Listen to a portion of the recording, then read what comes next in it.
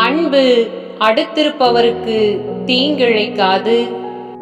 ஆகவே அன்பே திருச்சட்டத்தின் நிறைவு. தூய பவுல் ரோமையருக்கு எழுதிய திருமுகம் 13வது அதிகாரம் 10வது இறை திருவசனம்.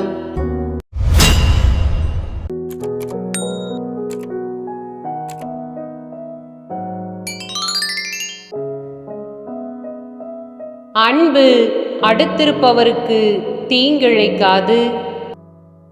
ஆகவே அன்பே திருச்சட்டத்தின் நிறைவு.